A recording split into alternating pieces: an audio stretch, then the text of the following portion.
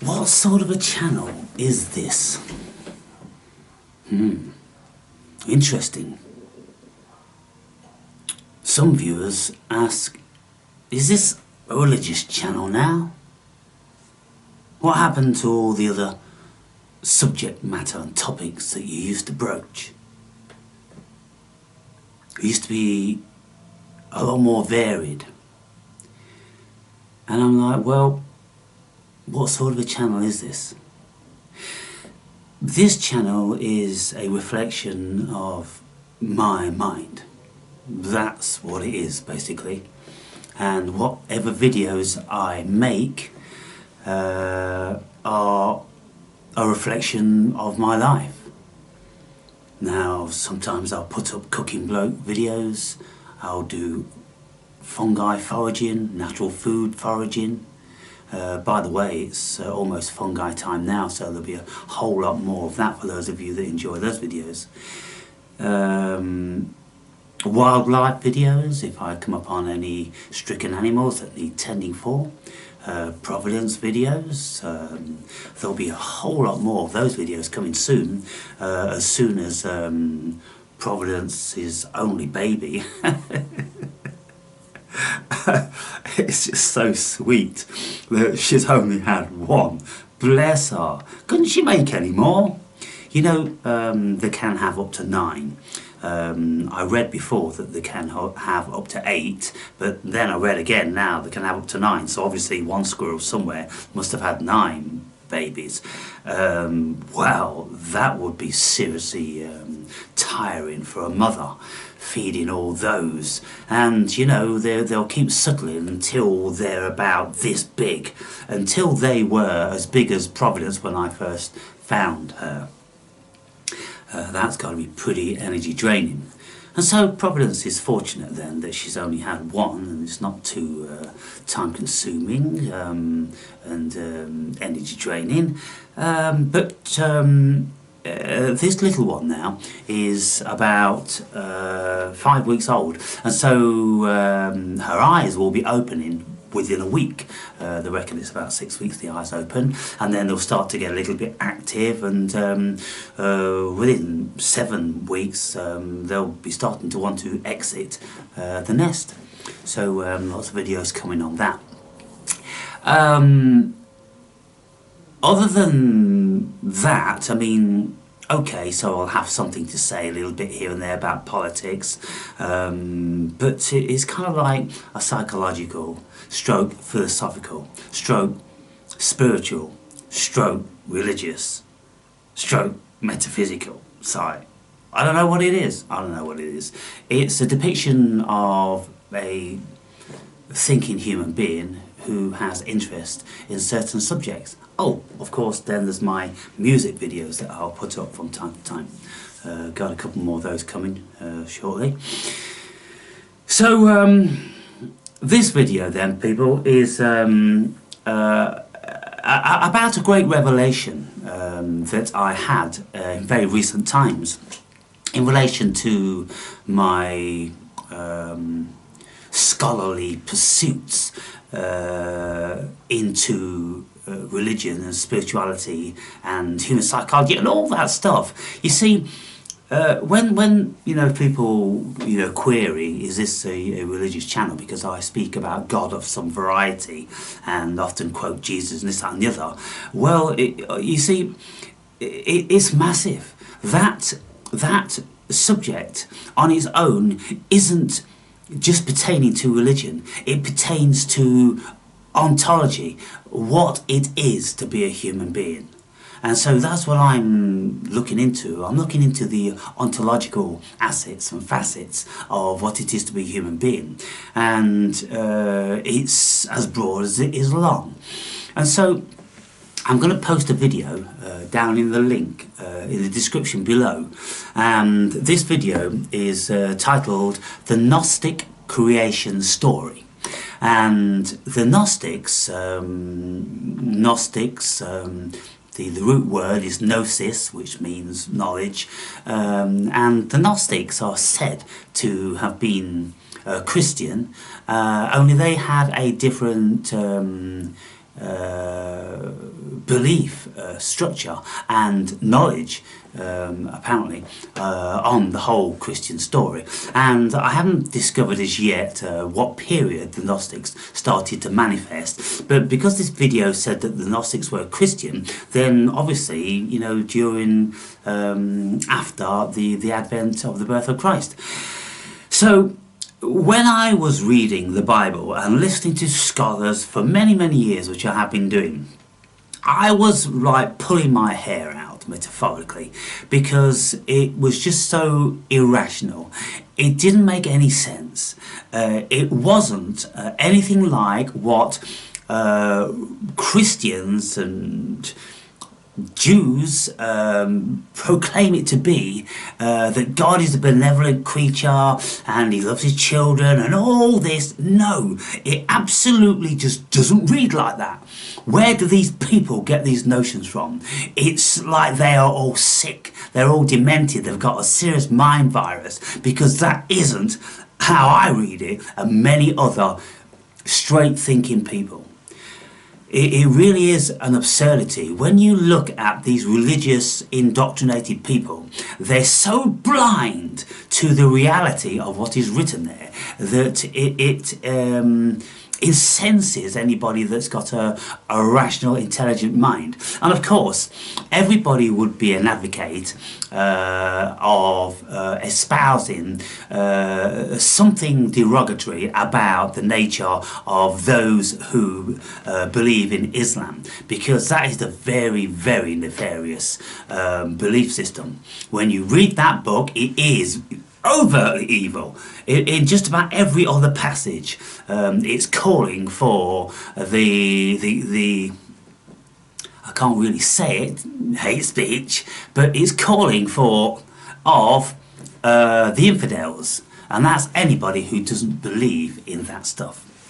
But you know, the Old Testament is similarly evil in its own right, and so listening to these Gnostic videos, it's given me such a level of insight and reassurance with my own mentalism, with my own discerning, with my own assessment of what was going on. And it says, outside of course there's mythology, there's you know, curious mythology as to the existence of all these gods that you know, created the world, the cosmos, and this, that and the other. But in a nutshell, people, if you watch this video, it's like 22 minutes long. It will give you what the Gnostic creation story is. And within that, very importantly, it says that Yahweh is the demiurge. Not only is he a false god, he's just a little god among many gods, he is in actual fact an evil god. And he is in actual fact Satan, the evil one. But Satan was never evil, and this is how convoluted it all is, because what has happened in the Old Testament, and not so much in the New Testament, but certainly in the Old Testament with the whole Yahweh and Jehovah story, is that they've perverted absolutely everything. Yahweh, the demiurge, the evil one, was a very deluded variety of God, with massive contradictions, a hateful God, a jealous God, all these sort of things. When are gods really supposed to be that? If you're a god and you've created the cosmos, who do you have to be jealous about?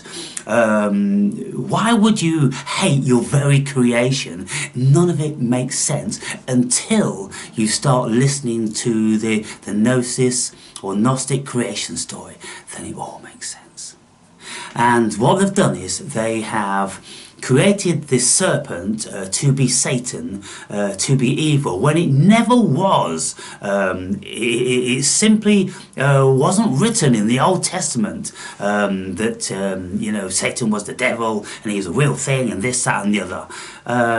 You've got one instance of Jesus being offered, the kingdom can be yours if you bow down and worship at my feet, and that's said to be Satan.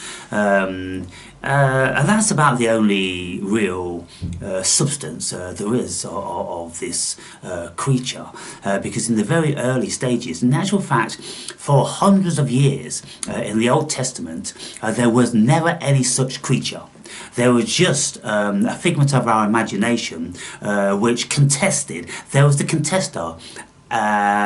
Satan means the contester in whatever language, Hebrew or Aramaic or whatever it was originally written.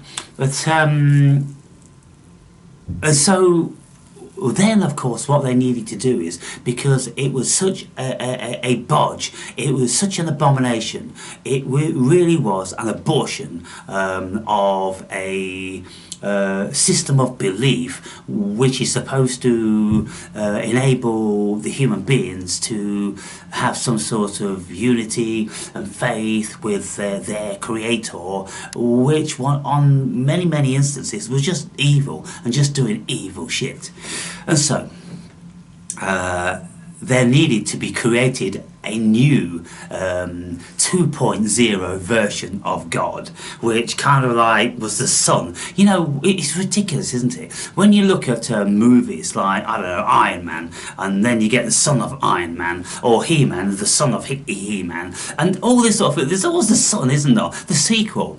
And so the New Testament is just a sequel. And it's kind of like, ooh, what are we going to do? The father was a bastard. Let's say that the father was loving and kind, and he sent his only son. Where did he get his son from? Where's Mrs. God? Where the fuck's Mrs. God?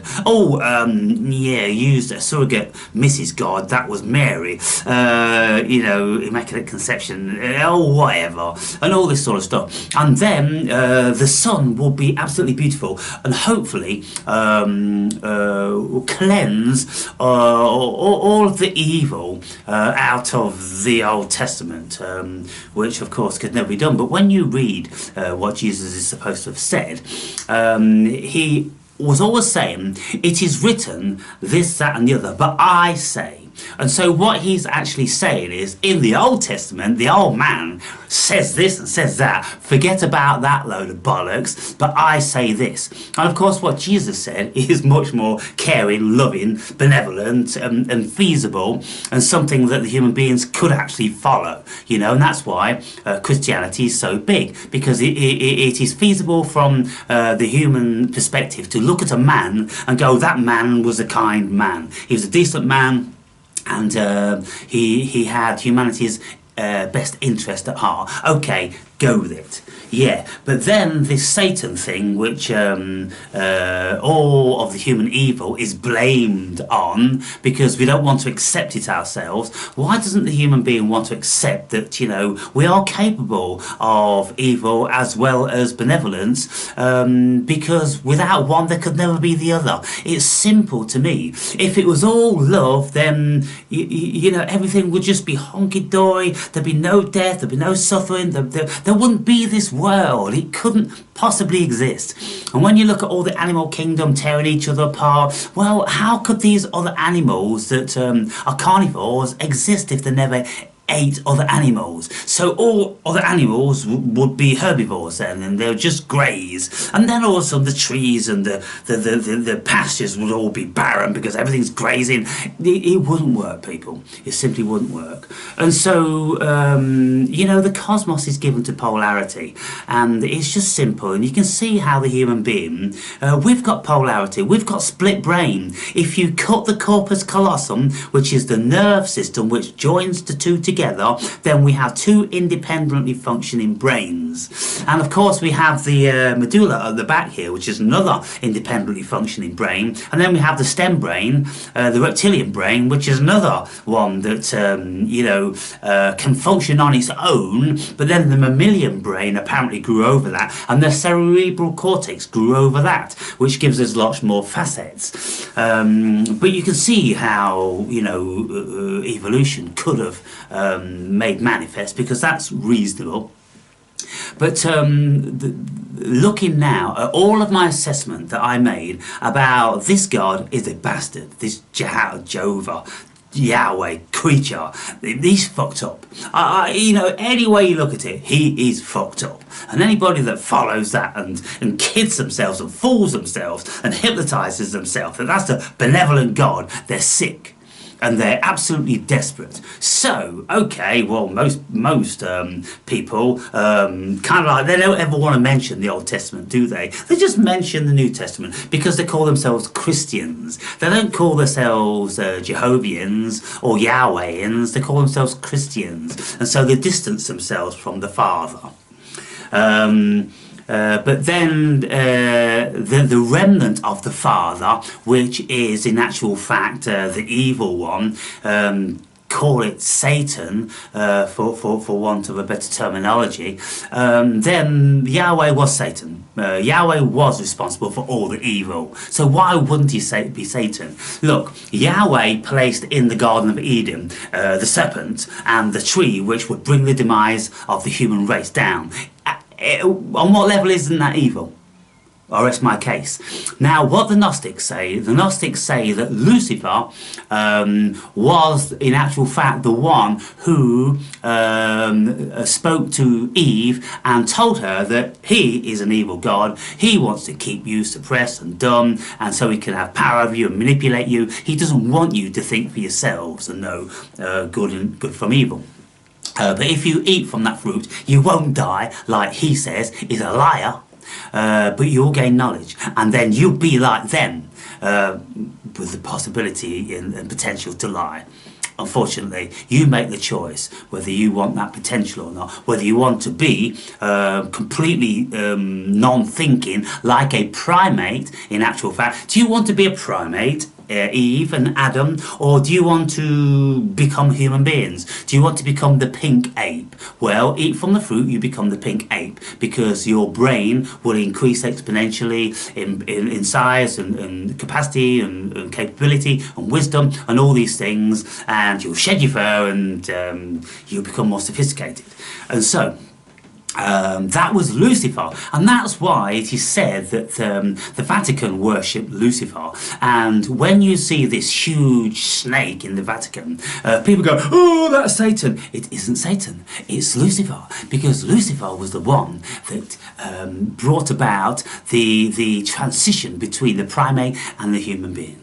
And so, of course, it's very complex. There's so much to learn about it. It absolutely enthralls me and intrigues me. And you could say I have a similar sort of obsession that Jordan Peterson has with this stuff. Because as a psychoanalytical, philosophical thinking person, it's absolutely fascinating. And I can't think of any other subject that I would want to get involved with, which is going to keep me in constant material forever.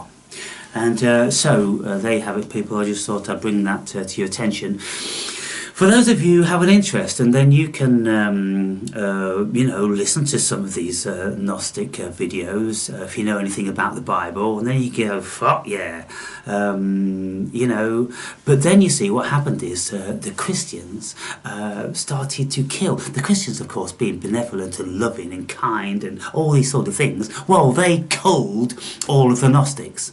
And, of course, the Christians, the conquistadors, they culled all different sorts of cultures all over the globe and burnt all of their treasured mythology and scriptures and all that sort of thing about all of their gods and how they saw the cosmos and all the rest of it. If they didn't burn it, then they stole it and they put it in the Vatican. So that's Christians for you people. That's why, you know, Christians are the absolute pinnacle of whatever I deem to be evil on this planet. There is nothing benevolent about these Christians. The vast majority of them are absolutely fake. The whole system's fake. And if you watch that little old lady the other day in the video, you go, oh, what a beautiful little wise old lady. Look, she was completely indoctrinated in her own belief system. It worked for her because what she did was she saw no evil, she heard no evil, and she spoke no evil. And when people do that, you do find the kingdom of God within you. Trust me, I've been there, I know it to exist. That's how you do it, people. But I'm not prepared to relinquish my intellect to bask in my own ignorance, even though it's quite a pleasant experience, to be fair. But I will bask in my ignorance momentarily when I'm in meditation, whether I'm open-eyed meditation, whether I take entheogens, which means to conjoin ourselves with the God within. It means unifying ourselves, and so I'll do that, and I will see this incredible bliss, and I will see how that if everybody relinquished their ego, then they could live in this fantasy world of everybody loving everybody, because everybody's deluded.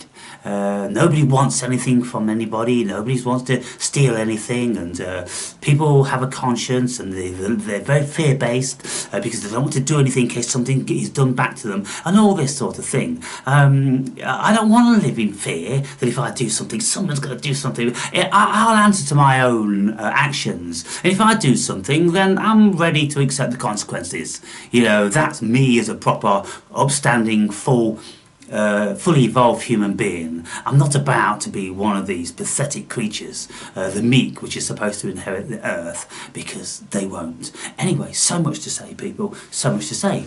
I suppose, again, this one is just going to go whoosh, like all the rest of them do.